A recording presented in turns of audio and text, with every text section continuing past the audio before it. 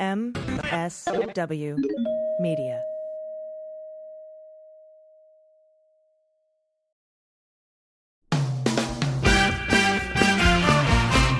Season 4 of How We Win is here. For the past 4 years, we've been making history in critical elections all over the country. And last year, we made history again by expanding our majority in the Senate, beating election-denying Republicans in crucial state house races, and fighting back a non-existent red wave. But the MAGA Republicans who plotted and pardoned the attempted overthrow of our government now control the House, thanks to gerrymandered maps and repressive anti-voter laws.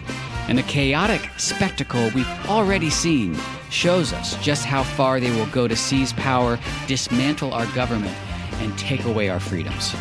So, the official podcast of the Persistence is back with Season 4. There's so much more important work ahead of us to fight for equity, justice, and our very democracy itself. We'll take you behind the lines and inside the rooms where it happens with strategy and inspiration from progressive changemakers all over the country. And we'll dig deep into the weekly news that matters most and what you can do about it with messaging and communications expert, co-founder of Way to Win, and our new co-host, Jennifer Fernandez-Ancona. So join Steve and I every Wednesday for your weekly dose of inspiration, action, and hope. I'm Steve Pearson. And I'm Jennifer Fernandez-Ancona. And this is How We Win.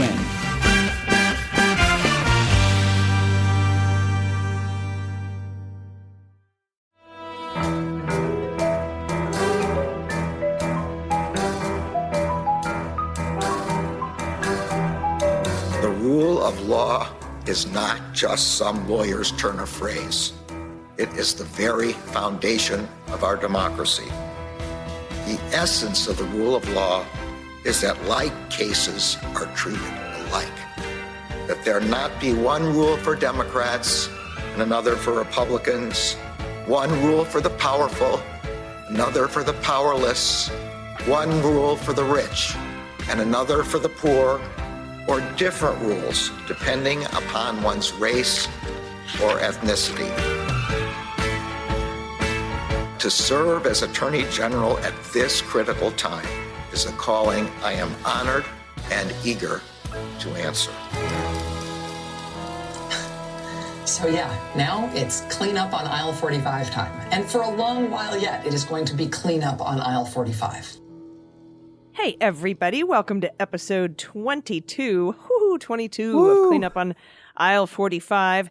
It's Wednesday, June 16th. I'm your co-host, Allison Gill. And I'm Andrew Torres, and we have a fantastic show for you today. I have finally gotten Allison on board with doing some baseball law on this show as well. But first, as always, we need to thank our patrons who support the show over at patreon.com/aisle45pod for as little as $1 an episode. You haven't done that yet? Consider doing that now, right? Great way to say you love this collaboration. You want this partnership to continue. Yes, I need your validation to be with Andrew. It's true. And I'm kidding, you're fantastic. And a big thank you to our new patrons this week, P. Taylor, Mario Mudek, Adrienne Wing, and Cadillac, Michigan is truly the Volvo of Cadillacs. I'm not sure what that means. Anyway, thank you to Kevin Grimes, Chris Lukowski, @Koi0, and John Brown Did Nothing Wrong. You can join these fine people over at patreon.com/aisle45pod. That's AISLE45POD. And now, on with the show. Ah, yes. Block number one. This is a good one. Oh, this is good. We opened the show today with my favorite, Amy Berman, Judge Jackson, if you're nasty, and her response to the Department of Justice motion for a stay on releasing the second half of that Bill Barr memo from March 2019, while the DOJ prepares to appeal her decision, saying you got to hand it all over. Her response is well thought out. It goes pretty much as expected. She starts out by discussing stays and injunctions, saying, a stay or an injunction pending appeal is an extraordinary remedy. She says this every time somebody is replying to a stay, they cite this. Yep. It is an intrusion into the ordinary process of administration and judicial review, and accordingly, it is not a matter of right, This is not something you have a right to, even if irreparable injury might otherwise result to the appellant. Instead, a stay is an exercise of judicial discretion to be based upon specific circumstances of the case. The moving party bears the burden case of justifying why the court should grant the remedy based upon consideration of the 4 factors. The 4 factors. Andrew, what are those 4 factors? Yeah, so these are the factors that come into play when you're seeking injunctive relief. Remember that in general, our justice system believes that civil wrongs can be reduced to money. So that's the way to think about it, right? Is if it's something that you can be recompensed for if you're wrong down the line, then the court will just say, okay, well, I'm not going to grant injunctive relief. I'm not going to tell people what to do. If you win, great, get money, get recompensed. If not, no, but otherwise, we're not going to do anything. When you want the court to issue an injunction, the court will balance 4 different factors here. 1, whether the stay applicant has made a strong showing that it is likely to succeed on the merits. That is the likelihood of success prong. 2, whether the applicant will be irreparably injured absent a stay. That's the irreparable harm prong that I just alluded to. 3, whether the issuance of the stay will substantially injure the other parties interested in the proceeding. And 4, where the public interest lies, right? And the court weighs each one of these considerations in determining whether or not to issue injunctive relief or, as here, a stay.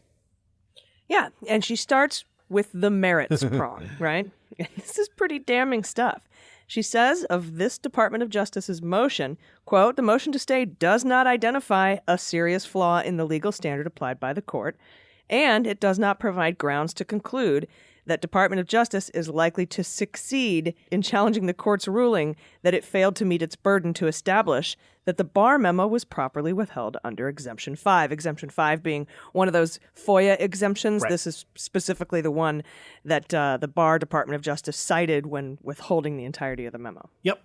And the plaintiff here is CREW, Citizens for Responsibility and Ethics in Washington. And on the flip side, Judge Jackson pretty much agrees with all of their arguments, right? She says, quote, the concern that led to this court's ruling was that in its attempt to shield the Barr memo from public view, the DOJ inaccurately described the decision-making process that was supposedly underway.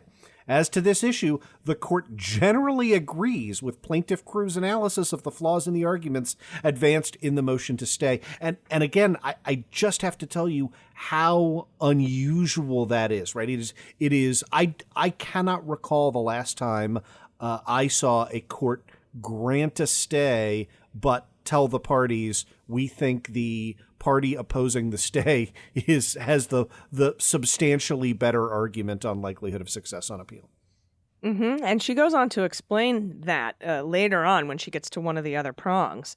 But she drills down here. She goes on for a couple pages, several pages on this particular merits prong. She clarifies further, saying the court did not rule as it did because the declarations were, quote unquote, confusing.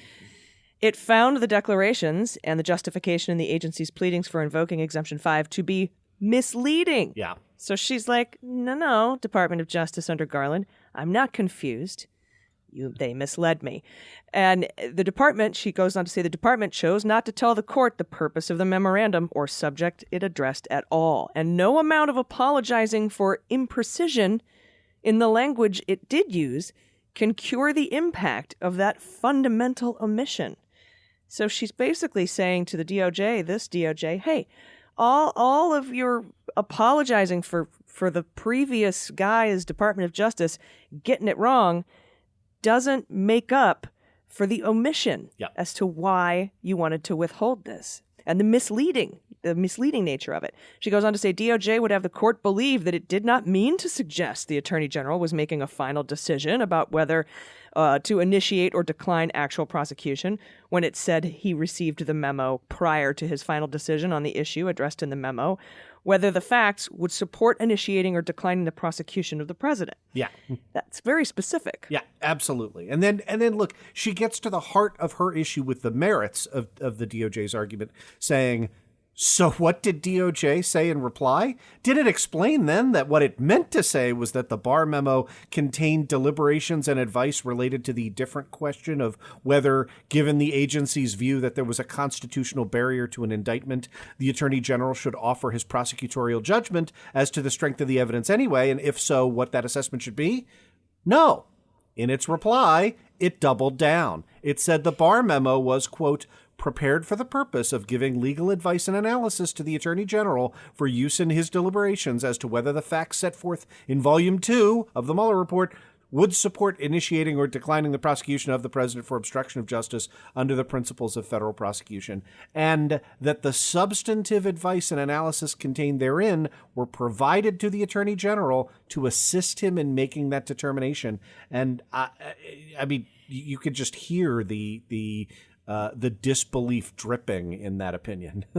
Yeah. She's like, oh, what did you say? Did you reply saying that what you meant to say was this when you meant this? No, you doubled down and said you meant it. And that, please.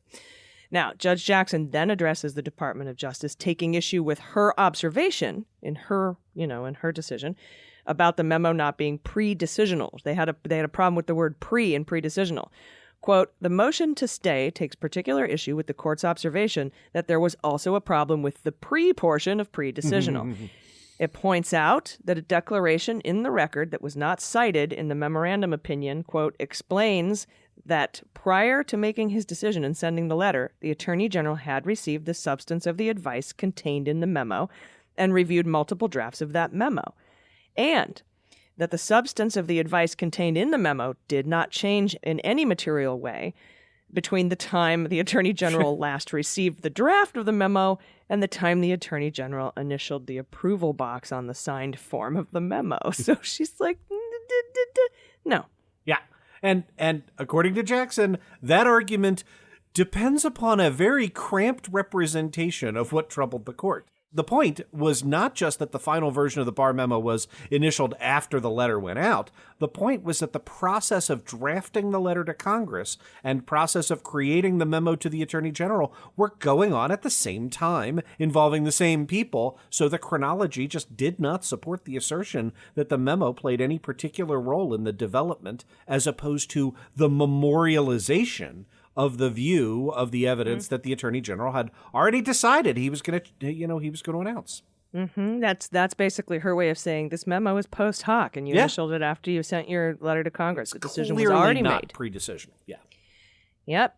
And she says that even if that were the case, the court's brief discussion concerning the pre-decisional nature of the document was merely a secondary ground that added strength to the court's decision to reject the deliberative process privilege claim for the reasons detailed in the previous 10 pages. So even if the court were to agree that the transmission of a draft version of the Barr memo earlier in the weekend made it pre-decisional with respect to the decision of the question on what should the Attorney General tell Congress about his prosecutorial judgment given the potential impact of the report of, the special counsel's judgment, it would not change anything about the ruling in this case, which was based on the fact that the Department of Justice could not bring itself to tell the court when it was supposed to what decision-making process was underway. Yeah, and to emphasize that, quote, with respect to the likelihood of success on appeal, it simply does not matter that the decisional process was privileged. The problem was that the DOJ did not choose to assert that as a basis for withholding the document. So the motion to stay does not support a finding of a likelihood of success on the merits on the portion of the ruling related to the deliberative process privilege. Boom. Yeah. So if it's not a likelihood of success on the merits, which you don't see that too often, by the way, what about the public interest argument? Okay, so here she says the public interest in disclosure now does not outweigh the DOJ's interest in preserving a privilege that would be lost if the court were to order disclosure, right? This is the, you can't reseal Pandora's box argument, right? Because her analysis, there's a fair amount of information available to members of the public who are interested in the reasoning behind the opinion the Attorney General announced. All right, so no go on the merits, and the public interest does not outweigh the irreparable injury. And that's the last prong here. What did she say about the irreparable injury? Yeah, and this is really the crux. She says, in the absence of a stay, the department would be required to disclose a record it has withheld on the grounds that it's covered by the deliberative process and attorney-client privileges. It is well recognized that requiring the production of potentially privileged material would essentially render any appeal moot, and Justice Marshall, that you want to say well established, right? Nothing like going back 200 years, observed that this would constitute irreparable injury. She finishes by saying, the court found that with respect to this particular document, based on these particular declarations, the elements of the privilege had not been established. But it agrees that without a stay, the battle would be lost before it begins. Therefore, this factor weighs heavily in favor of a stay. I get it. So the stay is granted pending Garland's appeal, because basically she's saying, and she's agreeing with Justice Marshall here, she's saying, we got to give you a chance to appeal, and if we don't grant you the stay, the appeal is moot, and the toothpaste is out of the tube, so she grants the stay. So it's granted per Garland's appeal, but I got to say, her arguments on the merits make it seem like the Department of Justice might not prevail with their appeal, which makes me wonder why they argued it in the first place. You and I, have gone round and round on that. This is a very strong signal to the Garland DOJ, right? And you need this sort of language because typically when a court will agree to stay the enforcement of its decision pending appeal, the courts, look, judges are not shy about admitting when something is a close call, right? Well, they'll say, look, like I ruled X particular way, but there was a strong, minority of case law going the other way. I made this judgment call. It's possible you might win on appeal, right? Like, I've seen her cite cases against her own arguments, right? In that type of case where she's like, "Hey, I get it because of this and this and this, but here, I think because of this and this and this, and I'll let you appeal." But she doesn't even give any devil's advocate in this case. And the reason for that is because usually granting injunctive relief, as I've said from the outset, is a strong indication that the court also thinks that you're prevailing on the likelihood of success prong. So because of that, Judge Jackson wanted to be unambiguous on appeal to the D.C. Circuit. Hey, you should not read the fact that I'm bending over backwards, to protect this appeal against being mooted. And let me sidebar on that for a second, right? I mean, this is CREW. This is a public interest organization. This is a mandatory disclosure in response to a FOIA request. What all of that highfalutin legal language and, toothpaste back in the tube is, if there were no stay, then the DOJ would have to turn over the bar memo to CREW, and CREW would publish it, right? And so it would be out there. And so if later on there was some determination of like, oh man, well, guess you did have a deliberative process privilege. Oops, sorry about that. Yeah. And it's almost like she's saying, all right, you know what? Here's the 9,000 reasons I disagree with your argument for appeal, but I'm going to let you take a stab at it. And in order to do that, I can't moot it, and so I have to grant the injunction or the stay. Yeah, that's exactly right. And again, this reveals, I mean, I think courts, right? Everybody involved in this process is a lawyer, and everybody who's a lawyer has a special place in their heart for protecting privileged documents. And so, that's where I think the thumb on the scale comes out. But she was 100% transparent about how she felt about the other factors. Now, did the DOJ said they were going to appeal, and they argued Yeah. their reasons for appeal. So they didn't say, we're going to consider an appeal. Can you give us a stay while we think about appealing? So they can't not appeal. They got to appeal now. Yeah, that's right. That's right. Dumb. I'm sorry. That's just the wrong decision, man. I've given my best, kind of good faith steel botting that, you want aggressively to protect the deliberative process privilege if you're the DOJ. But this is such an easy case to go the other way and say, yeah, if it is, if it's pretextual, that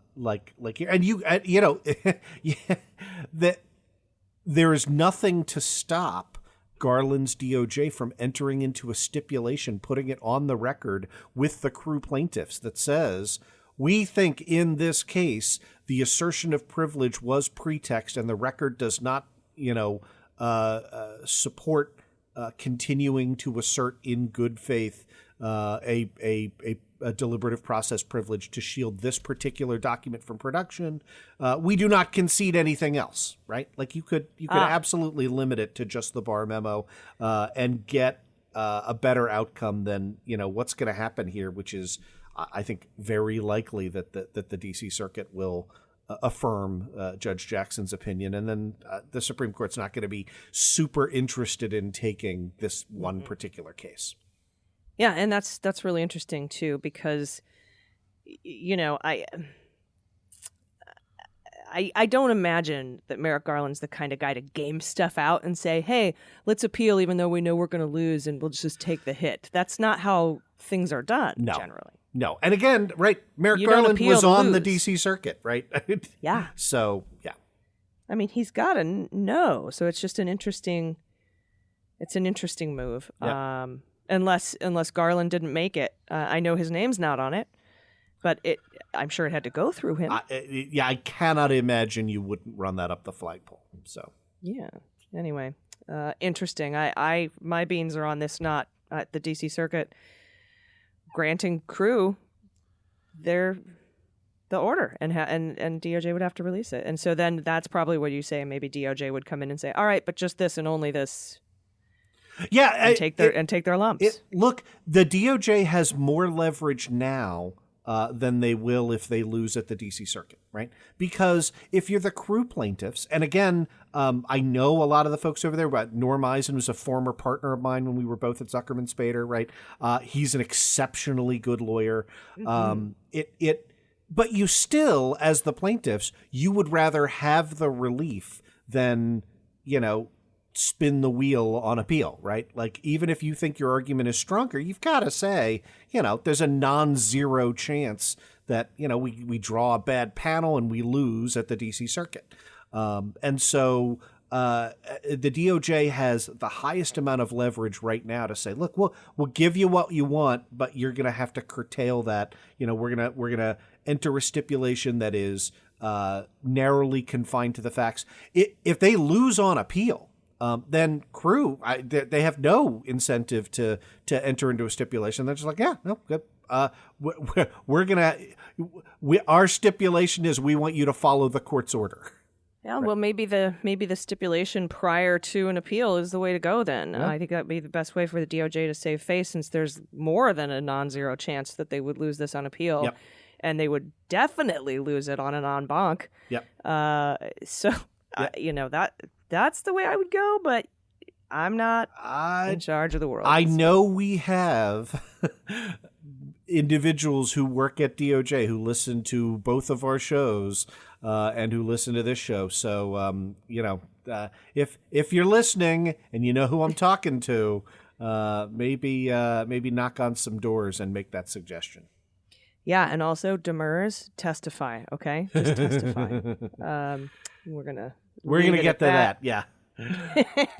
And but first, we're gonna be right back with our buddy Adam Klasfeld from Law and Crime, and he's the host of the Objections podcast, and he's got a really, really great, just a fun romp, hour and a half long romp from the bench against one of these Kraken lawyers that you're gonna want to listen to. So we'll be right back with Adam. Stick around, and it's good. You don't want to miss it. Hi friends, Andrew Torres here, and this portion of the podcast is sponsored by Monk Pack. It is really hard to find truly delicious, healthy snacks. Usually, the healthier they are, the worse they taste, but that's why I love Monk Pack. Monk Pack keto nut and seed bars contain less than 1 gram of sugar, 2 to 3 grams net carbs. They're only 150 calories, and they actually taste amazing. They're great for anyone following a keto lifestyle, and the perfect snack for anyone who wants to eat better, cut back on sugar and carbs without sacrificing taste. The Monk Pack Keto Nut and Seed Bars have a perfect balance of sweet and salty, a crunch from the whole nuts and seeds, but still manage to be soft and chewy. They're really good.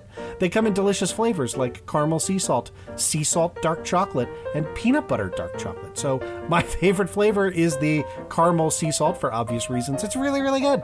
And since they're packed with protein, they're filling, they're satisfying. It's the perfect quick snack to indulge your sweet tooth without, that much guilt. So in addition to being keto-friendly, they are gluten-free, plant-based, and they have no soy, trans fats, sugar, alcohols, or artificial colors. So, if you have a challenging diet, they're probably a good fit for you. I am seriously obsessed with these bars right now. Probably more than I should. To make sure I'm always fully stocked, I signed up for a subscription to my favorite flavors, which saves me 10% on every order and ships them to me automatically. Getting these delicious treats delivered to me on a regular basis has been a game changer in my effort to try and eat healthier. So try it for yourself. You'll see we have a special deal. You get 20% off your first purchase of any Monk Pack product by visiting monkpack.com and entering our code CLEANUP at checkout. Monk Pack is so confident in their product, it's backed with a 100% satisfaction guarantee. So if you don't like it for any reason, they'll exchange the product or refund your money, whichever you prefer.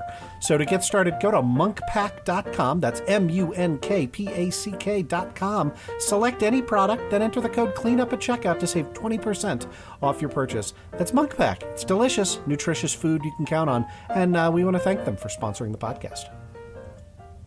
Hey, everybody, welcome back. Today, Andrew and I are joined by senior reporter at Law and Crime and host of the Objections podcast, Adam Klasfeld. Adam, welcome to the show. Thank you for having me.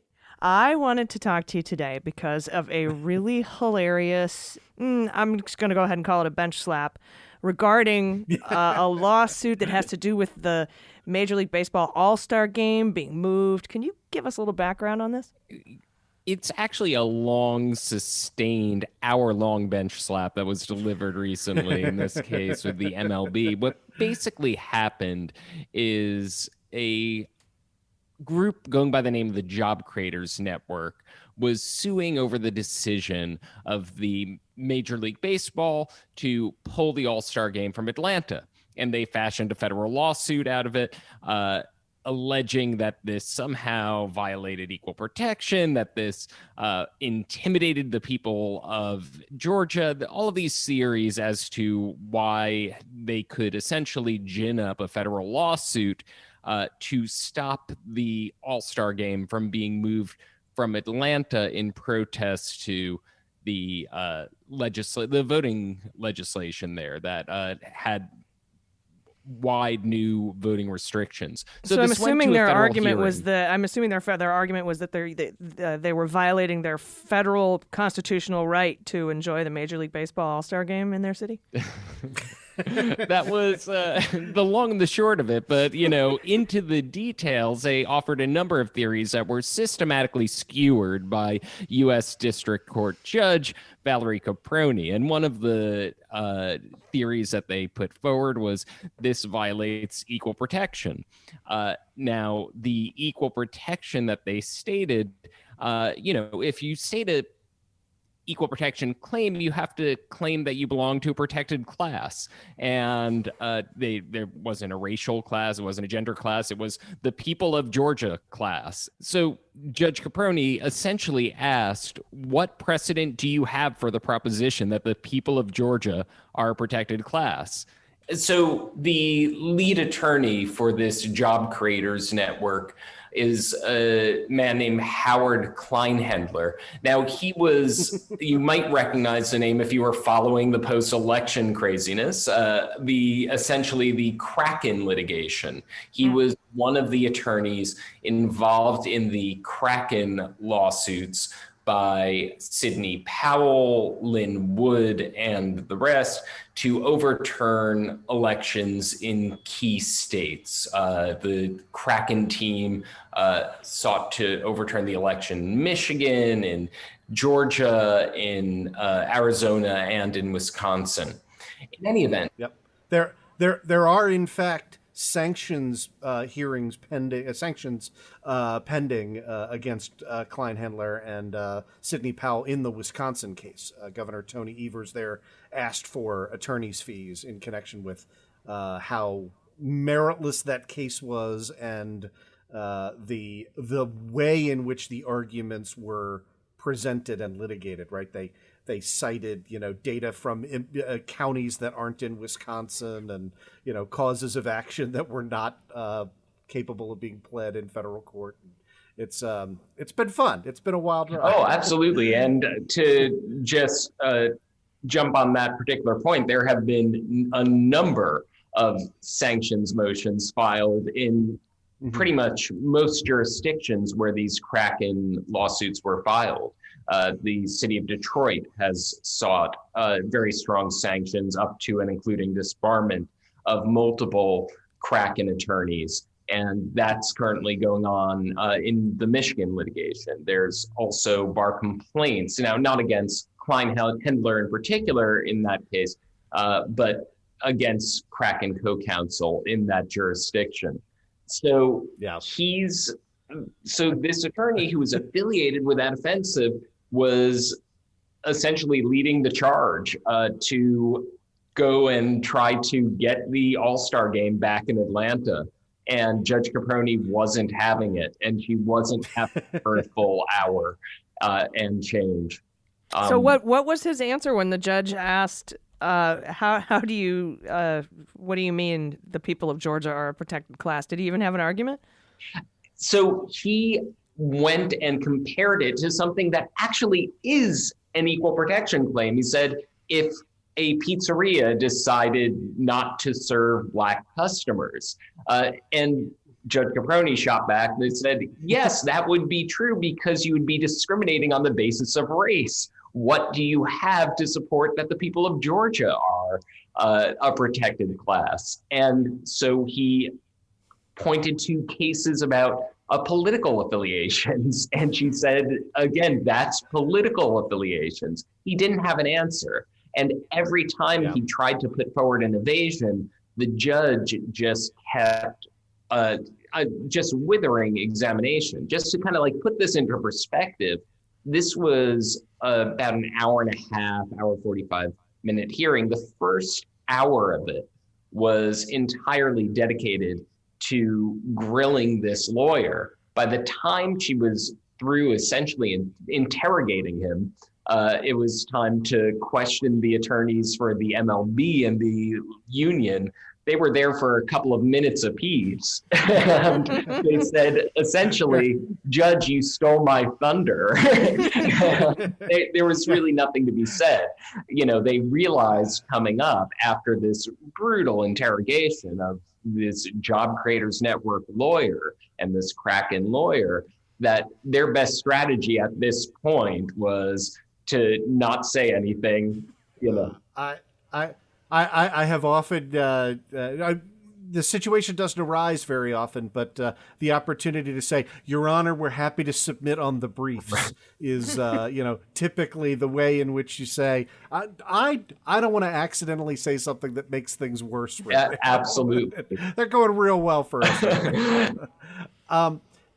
Does Kleinhändler have any experience in MLB? Like, why? I think I know the answer to the question, but why would Job Creators Network hire him in the first place? Doesn't have a great batting average, in terms of cases won. I mean, this one was a swing and a miss, as it were. It seems that this was a very nakedly political effort. I mean, at the end of the day, one of the arguments that he even put forward was that allowing the legislation to come under challenge would hurt Georgia democracy because this voting integrity legislation is so good that if the league were allowed to put public pressure that would somehow amend it, Georgia democracy would be damaged. The judge pointed out that's so far afield from this case. The case isn't about, is this a good law or a terrible law?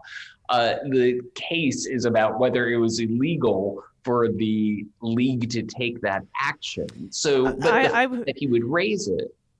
I will say that at least that argument, I understand it, which was a far cry from a lot of previous elite strike force Kraken arguments I've read. It's completely wrong, but I understand it. At least I have to say. Well, it's a sort of thing.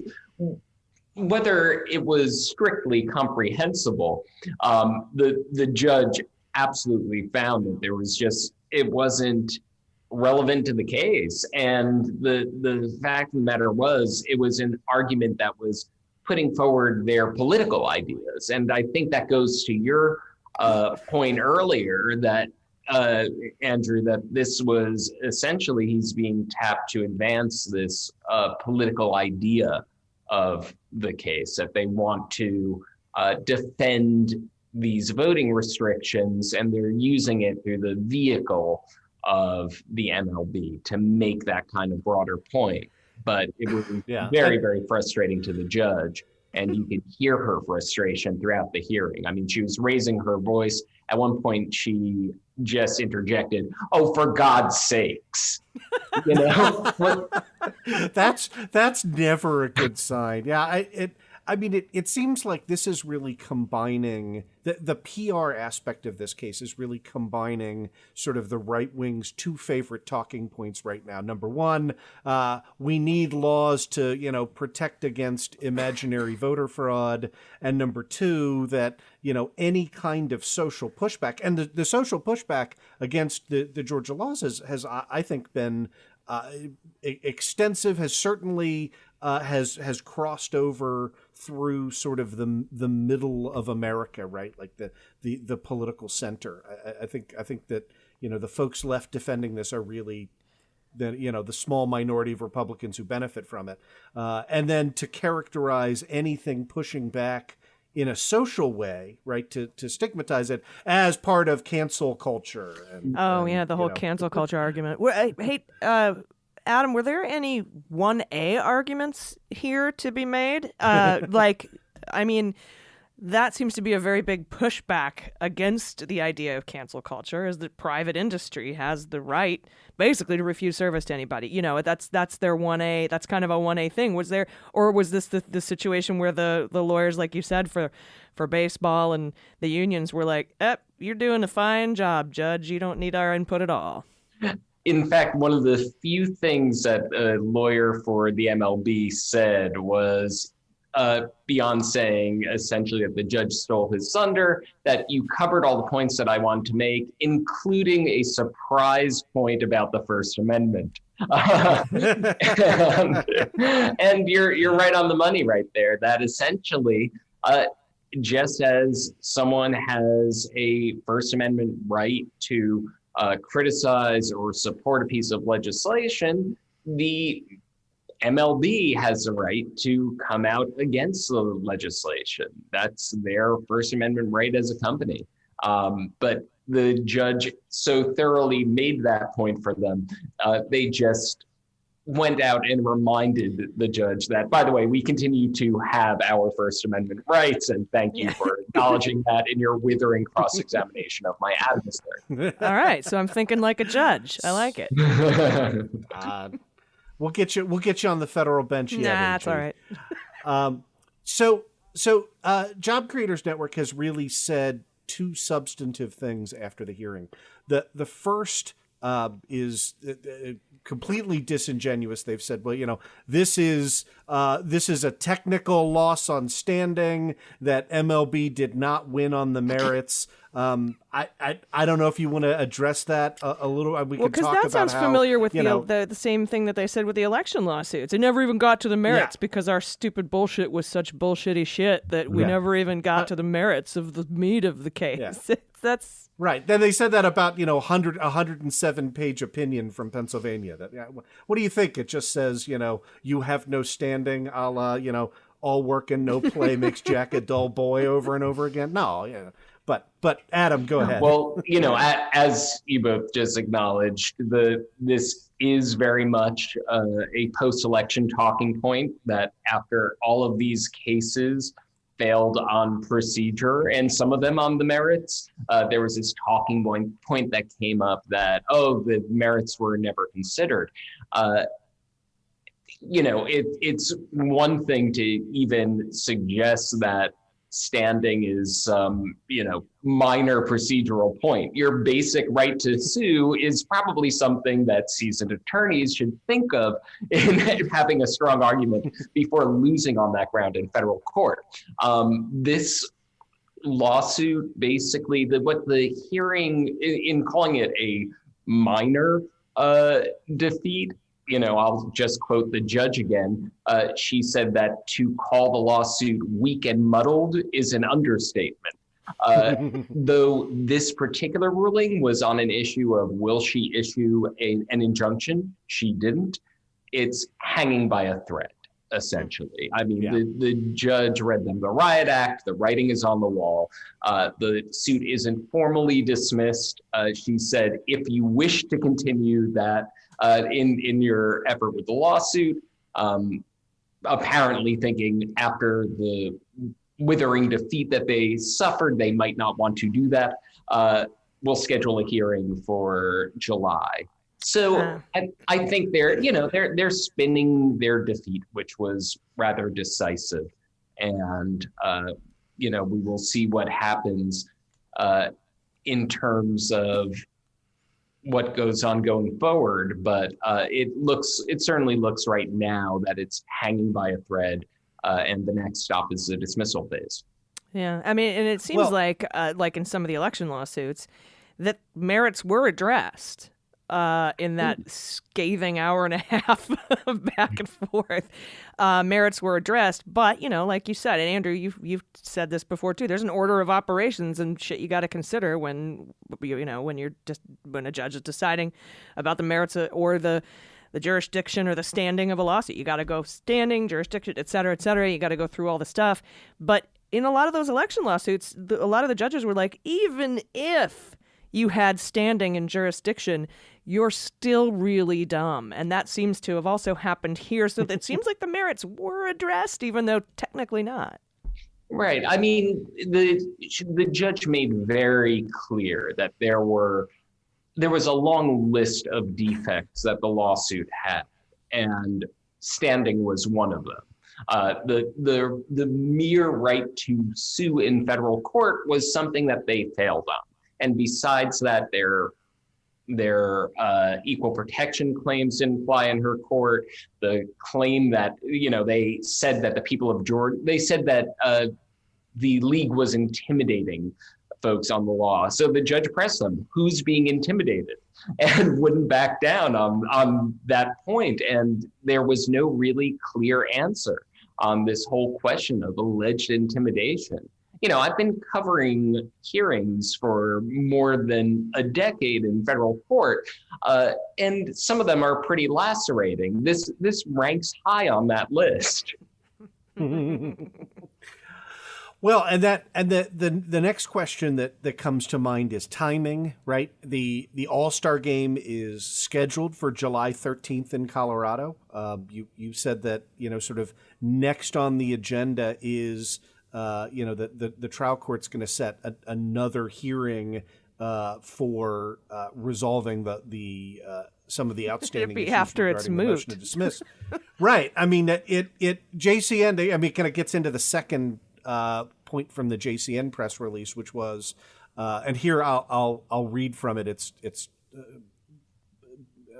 I'll let that speak for itself. Quote, "The judge's disappointing ruling is just one strike against us, and we're still up to bat, looking to appeal our case to the Second Circuit or directly to the Supreme Court." So the directly to the Supreme Court sounds like nonsense.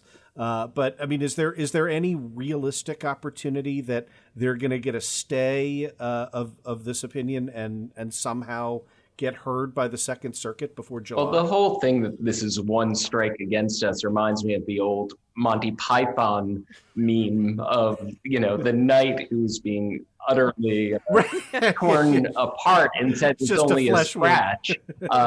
You know, there is quite a long factual record a long transcript record from this hearing, and all of what the federal judge found defective about this lawsuit, assuming that JCN thinks that the federal appeals court are going to find differently on all of the many grounds they don't see a meritorious lawsuit here. I think that to say that it's a long shot is probably an understatement as well. I'd like to see a briefing filed that just says, "I'm invincible," and then the MLB can respond with, "You're a loony," and I think that I would be very happy with that.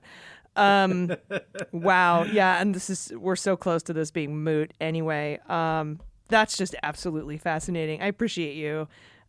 First of all, congratulations on sitting through one of the most fiery hearings that you've got to cover over the last decade. But I appreciate you coming on and sharing it with us. My pleasure. Thank you for having me. Yeah, thanks. Everybody, check out the Objections podcast with Adam Klasfeld. Adam, I appreciate your time.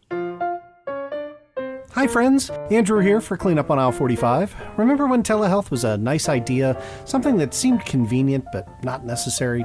Now it's the norm, and many of us can't imagine going to a doctor's office right now.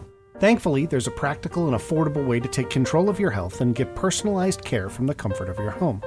SteadyMD Primary Care is your personal doctor online. It's telehealth done right. You start by taking a quiz to get matched with a licensed primary care physician who understands your lifestyle and your health needs. Next, you have a 1-hour appointment with your doctor to start a real relationship. After that, your doctor is available to you anytime by text, phone, or video chat. Unlike other services, this isn't a random doctor on call. Each SteadyMD doctor has a limited number of patients, so they have time to listen and give you the personal attention you deserve. I actually found their quiz to be fun and super informative, and I love my match catered just to me. I felt immediately comfortable and confident in my primary care physician. SteadyMD Primary Care can help you get and stay healthy, manage chronic conditions and concerns, reduce stress, lose weight, sleep better, feel better, boost your immunity, and much, much more. All from the comfort of your home. Skip the waiting room and the germs. Prescriptions are sent directly to your home or to your local pharmacy. Get all of your medical records in one place and get unlimited access to your doctor for only $99 per month with no additional visit fees or copays. SteadyMD will even help you understand and get the most out of your health insurance, but insurance is not required. SteadyMD Primary Care is now accepting members of all ages in all 50 states. Check out their website and read testimonials like this one from Jenny, SteadyMD member, who says, "I love that my SteadyMD doctor actually cares about my goals, takes the time to listen, and truly wants to help me be well, not just talk to me when I'm sick. Plus, I can talk to him from the comfort of my own home." Go to steadymd.com/cleanup to take the free quiz and see which doctor is a perfect fit for you. That's steadymd.com/cleanup. There's no risk and no long-term commitment to get started. That's steadymd.com/cleanup, and we thank them for sponsoring the podcast. Hello, everyone. Welcome back from the break. This is Cleanup on Aisle 45. On Monday, the Biden administration announced that it supports H.R. 256, which is Representative Barbara Lee's bill to repeal the 2002 authorization for the use of military force, AUMF. That was the basis for the Iraq War. Remember this old thing? Mm-hmm. The House also voted to repeal the AUMF in 2019 and again in 2020, but those bills never saw the light of day because, Turtle Dick Mitch. The AUMF provides a legal basis for the president unilaterally to order military actions pursuant to the 1973 War Powers Act, right? Normally, Congress has to approve all the going to war, but now the president can unilaterally do it based on the AUMF. Yes, and this is a big deal, right? Obama didn't support repeal. The 2002 AUMF didn't just authorize us to go into Iraq. It says that, quote, "The president is authorized to use the armed forces of the United States as he determines to be necessary and appropriate in order to defend the national security of the United States against the continuing threat posed by Iraq." Right? So really, really broad language. That language was used recently, for example, by the Trump administration in January of 2020, if you remember this, as justification for the drone strike used to assassinate Iranian General Qasem Soleimani, which of course was something that Mike Pompeo had been internally lobbying for months. Yeah, that's true. Repealing the 2002 AUMF gained steam this year as part of the progressive wing of the Democratic Party's push to rein in presidential war powers after Biden ordered an airstrike on Iran-backed militias in Syria in February in retaliation for militia attacks on U.S. personnel in Iraq. Although it's important to note that the Biden administration did not cite the 2002 AUMF as legal justification for the strike. Instead, it argued that it fell under the president's inherent constitutional authority to defend U.S. personnel. Yeah. And it's also important to note that even if we get rid of the 2002 AUMF, in addition to that inherent constitutional authority assertion of powers, the 2001, right, the post 9/11 AUMF remains in force, and that is significantly broader in scope. It says that, quote, the president is authorized to use all necessary and appropriate force against those nations, organizations, or persons he determines planned, authorized, committed, or aided the terrorist attacks that occurred on 9/11 or harbored such organizations or persons in order to prevent any future acts of international terrorism against the United States by such nations, organizations, or persons. Why couldn't we use it against Ivanka? Didn't she have something going on with the Iraqi Defense Force? All right. It's not too late. The 2001. Oh, by the way, it's so nice to see her not on the G7 stage, by the way. So that 2001 AUMF was invoked 18 times by Bush administration, 21 times by the Obama administration, and at least twice by Trump, including as justification for the 2019 occupation of Syrian oil fields. Altogether, the AUMF has provided the legal justification for military action in 14 different countries. And if you're wondering how the tenuous chain of links works, it goes like this. The 2001 AUMF authorizes, quote, appropriate force against those organizations that plan, committed, or aided in 9/11, meaning Al-Qaeda. So a 2009 Department of Justice guidance memo used the phrase Al-Qaeda and associated or affiliated forces, which then became the go-to verbiage used for invoking the 2001 AUMF against groups like ISIS, for example, Al-Qaeda and associated or affiliated forces. So that's a DOJ guidance memo. Boy, they sure like to use those. They sure do. Look, this is one of those legal and political stalemates that it's hard to see how the end game is going to play out, right? So both Republicans and Democrats agree that the 2001 AUMF is outdated, but predictably, they've been unable to agree on a replacement for that that would impose more stringent limits on, say, time, geography, and or types of forces, right? Like, we read sections of that authorization, and it just says, yeah, anything the president wants to do anything about anybody that's ever been connected to Al-Qaeda. Right. But then that sort of just completely steamrolls the constitutional thing that says, Congress does that. Yeah. So Republicans, somewhat predictably, have argued that we shouldn't repeal the 2002 AUMF until a replacement for the 2001 AUMF is authorized so as, not to hamstring us in the war on terror, because, that. But of course, they also don't agree on language for the narrow replacement for 2001 AUMF. So, this is going to be a stare down, and we're going to continue to keep an eye on the situation. But I don't want to lose track. Like, we went through a lot of the nuance. I don't want to lose track of the overall development, which is this is a positive development towards restricting the president's power to use military force. Does it completely eliminate President Biden's ability to, order drone strikes? It doesn't. But the fact that President Biden is behind Representative Lee's efforts to curtail his own powers, I think is, again, a positive sign, and it is, indication number 9,538 that the progressive wing of the Democratic Party is having real influence on this administration. Yes, and rightfully so, as they should. Yeah. Is there a way we could link the Proud Boys to Al-Qaeda so that we could charge treason for sedition? I don't know. I'm just thinking out loud. Keep those thoughts coming. Can I see Proud Boys? Somebody 6 degrees of Kevin Bacon, please. The Proud Boys, Oath Keepers, and 3%ers to Al-Qaeda. Do that for me, and we can get them for treason. I'm just saying. There we go. I'm just saying. All right. These are jokes. Everybody, we will be right. I am 100% for limiting presidential power wherever we can, because Remember the last 4 years? We just saw what happens when you have an authoritarian who doesn't care about respecting norms. So, and there will be more. There will be others. Yep. And they might not be as dumb. Yep. So prepare. All right, we'll be right back with the famous comings and goings block. Everybody stick around, and I'm looking forward to it. Andrew, this is a good one. I'm Greg Olear. 4 years ago, I stopped writing novels to report on the crimes of Donald Trump and his associates. In 2018, I wrote a best-selling book about it, Dirty Rubles. In 2019, I launched Prevail, a bi-weekly column about Trump and Putin. President Putin was extremely strong and powerful. Spies. Active measures, активные мероприятия in the language of the KGB. Mobsters. And Donald Trump obviously does a lot of construction. And so many traitors. Over the last 2 years that I've been here, I've been accused of all different types of things, and all of those things have turned out to be false. Alternative facts. I drank beer with my friends. Almost everyone did. Sometimes I had too many beers. Sometimes others did. I liked beer. Trump may be gone, but the damage he wrought will take years to fully understand. The best is yet to come! Join me and a revolving crew of contributors and guests as we try to make sense of it all. This is Prevail.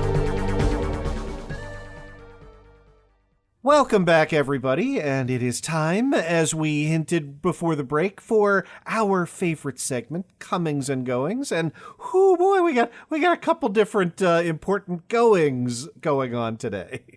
Yes. And so for some background information, news emerged last week that the Justice Department had secretly subpoenaed Apple, and then we found out about Microsoft, for metadata from House Intelligence Committee Chairman Adam Schiff and another Democratic member of the panel, Rep. Eric Big E Swalwell, in 2018, February 6, 2018, as their committee was investigating Trump's ties to Russia. Schiff at the time was the top Democrat on the panel, which was led by Republicans, so he was the ranking member. The records of at least 12 people connected to the House Intelligence Panel were eventually shared with the Justice Department by Apple, and after the subpoena was issued in 2018, and those people included aides, staffers, former aides, and family members. One was a kid, one was a minor. Yeah, the subpoena requested information on 73 different phone numbers and 36 email addresses, according to Apple. That's just the Apple portion. It also included a non-disclosure order that prohibited the company from notifying any of the people. And this has really gone kind of underreported. It was renewed 3 times, right? So not just information gathering in February. Presumably, there's like a 90-day limit. So, it's you can do the math and realize that information gathering continued throughout most of 2018. Yeah, and the way that I feel like it is initially February, March, April, May. I think the first one was 90 days, and then the subsequent 2 were for a year apiece, and it expired in May of this year, and that's when Merrick Garland let it expire. Yep. So that's how I feel. That's my beans on the timeline. I think that's plausible, right? But elections have consequences, right? So dun, dun, dun. Yeah.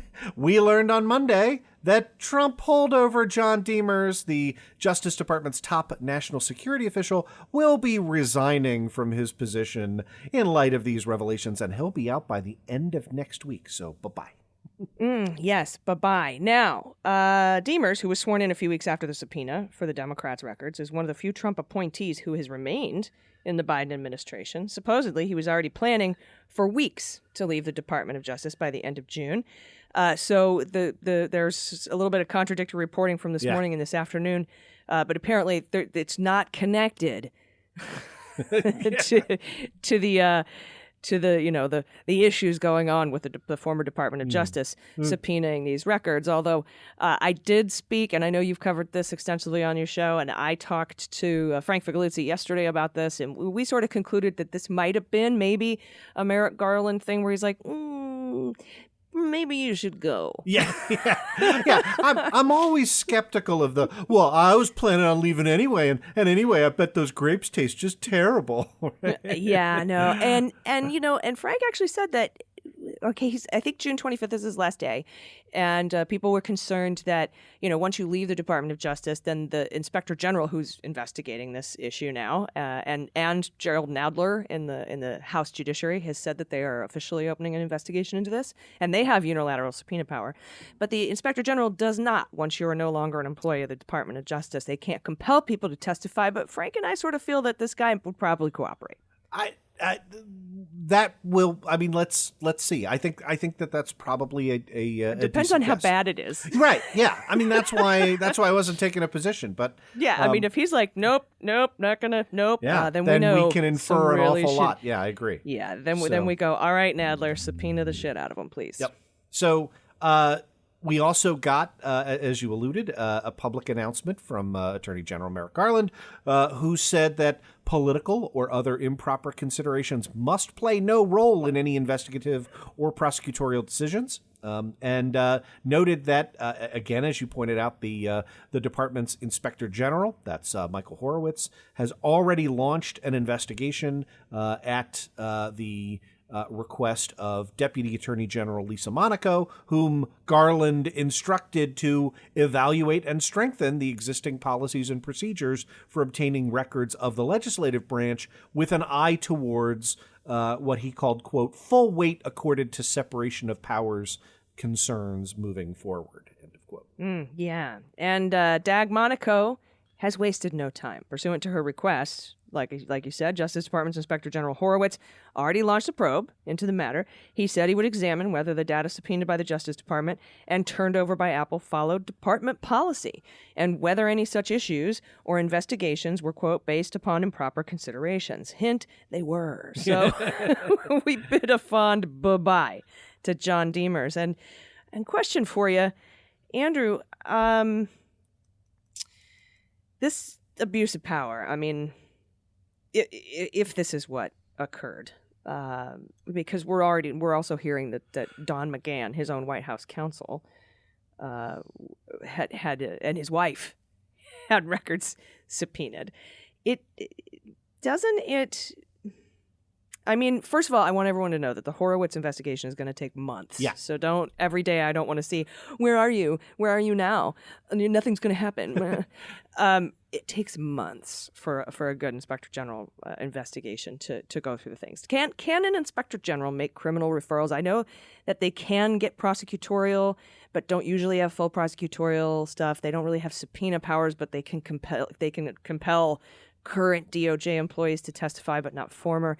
I mean, there's all sorts of special things that we have to remember, because Barr and Rosenstein and Sessions, who are the top three pigs in this trough, are no longer Department of Justice employees, and they're going to say, no, I'm not answering your questions. Yeah, that is exactly right on how that power is circumscribed. You are also exactly right on sort of the minimum timeline. And if the investigation from internal memoranda, because that's essentially what Horowitz is going to be able to uncover, right? Like objective evidence still in existence at the DOJ. That may be inconclusive, right? Like this may be a situation where all of the high-level stuff was done, via phone call, right? And so it may be, that we get calendars that, that say, oh, look, like, yeah, here's a 11:42 call from Barr to Rosenstein, right? Here's an 11:44 call from Rosenstein back to Barr, right? It's not hard to figure out when that kind of stuff might have taken place. But although, yeah, go ahead. I do want to mention, though, because this occurred to me today. Bill Barr whipped up a pretty dumb memo in 2020 saying that any investigations into presidential or vice presidential candidates have to get express written permission from me to go forward. I have to be notified. Bill Barr, have to be notified. So I don't understand if he was the one prolonging these gag orders or knew about these investigations. He's saying he doesn't recall them. But he asked everyone to tell him personally if they were happening. Swalwell was a presidential candidate. Yep. And then even if it's not him, then congressional candidates had to tell their relevant department heads, like the head of National Security Division, which was Deemers, right? For example, that's just one. There are several department heads. But to say that it didn't go up any higher than the prosecutor who got the grand jury to issue the subpoenas is dumb. Yeah, that is exactly right. And, boy, wouldn't that just be poetic justice if this comes around and bites Bill Barr in the ass based on, his own paper trail in which he had to say, any presidential he meant Trump. But you are exactly correct that that all roads very clearly lead to Bill Barr on this one. Yeah, this is a good reason to clean house over at DOJ, and I think that this particular Inspector General investigation is going to do it. So we've got some hellos, don't we? We do. So Deemers will be temporarily replaced by Mark Lesko, who is the acting U.S. Attorney for the Eastern District of New York. Biden's official pick for the job, Matthew Olson, that's a pick that requires the advice and consent of the Senate, so he's got to get Senate approval. Olson is an executive at Uber. He has previous former experience in the Justice Department. He has served as director of the National Counterterrorism Center and as general counsel for the National Security Agency. So congrats to Lesko and an anticipatory hello to Matthew Olson. Now, with the guy coming out of the Eastern District of New York, do you think that this might have some sort of negative impact on the current Eastern District of New York there in Brooklyn, their investigation into Ukraine and Rudy's buddies? I don't think so. I wouldn't read it that way. I think he can wear two hats, and it's just an issue of getting somebody that has the appropriate level of national security experience, right? Because that's not always in a prosecutor's toolkit, right? Well, Ratcliffe isn't doing anything. I mean, he's got tons of national security. I can't even do it with a straight face. No, I know. Right. You tried. I did. Let's go on. I love this story because we're also bidding a fond bye-bye to an entire department. In this case, the Orwellian named Voice, Victim of Immigration Crime Engagement Division of the U.S. Immigration and Customs Enforcement, ICE, which was used by white nationalist asshole Stephen Miller to gin up crime stats purporting to show crimes by illegal immigrants. He called the Biden decision to close Voice a moral stain on the conscience of our nation, which is all you need to know, that it was 100% the right thing to do. Yeah.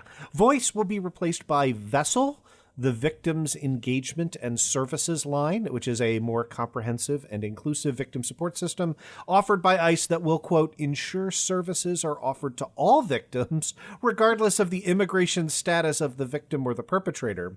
Acting ICE Director Tay Johnson said, as a federal law enforcement agency, ICE is committed to serving all victims of crime.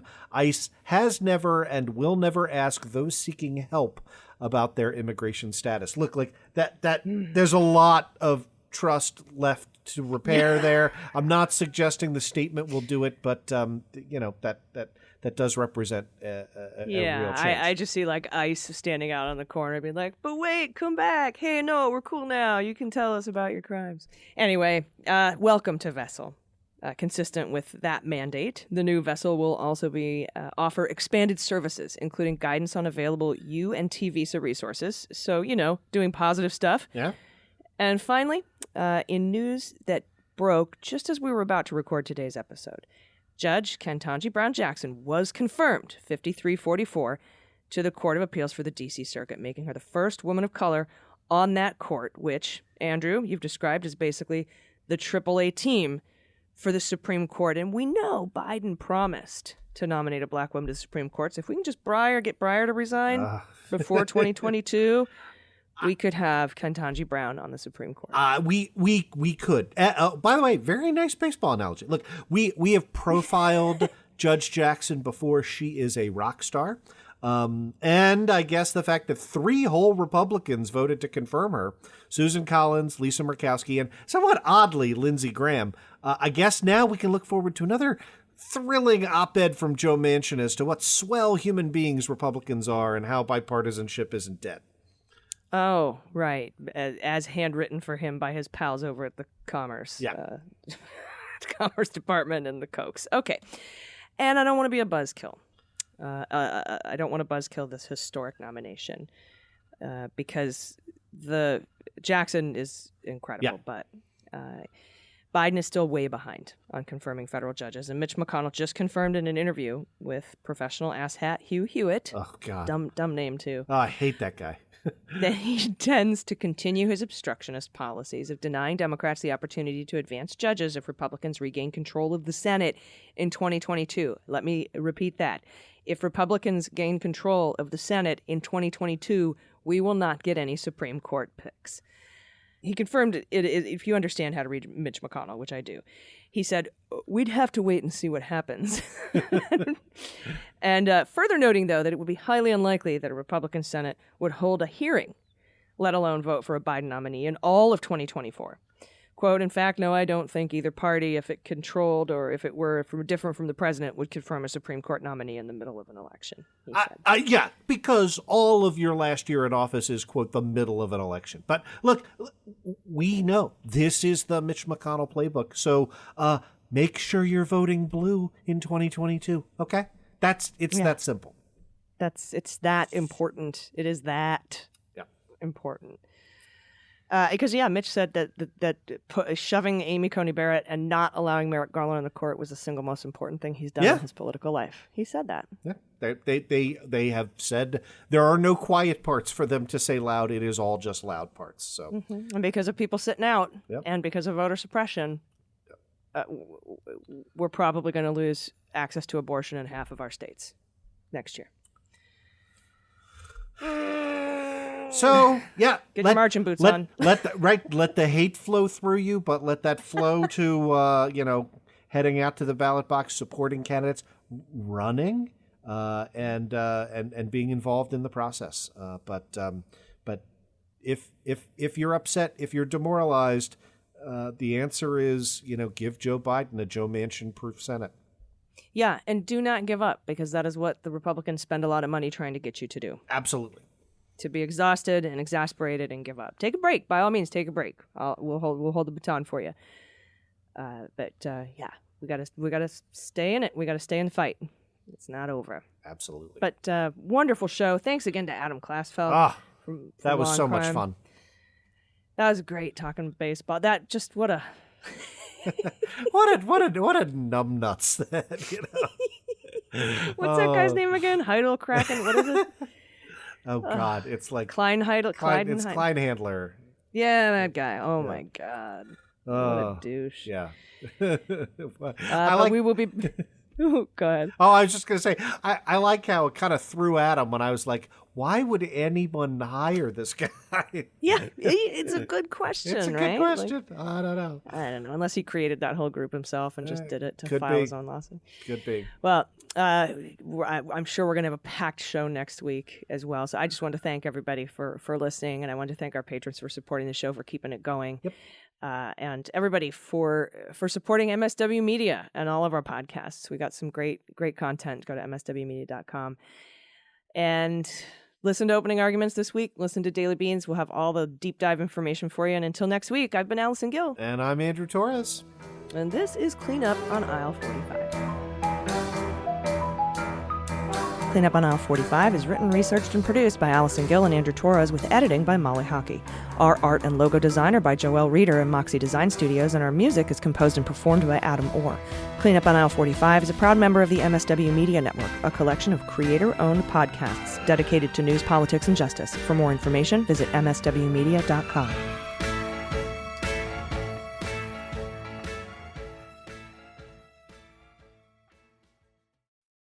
They Might Be Giants have been on the road for too long. Too long. And They Might Be Giants aren't even sorry. Not even sorry. And audiences like the shows too much. Too much. And now They Might Be Giants are playing their breakthrough album, Flood. All of it. And they still have time for other songs. They're fooling around. Who can stop They Might Be Giants and their liberal rock agenda? Who? No one. This ad was paid for with somebody else's money.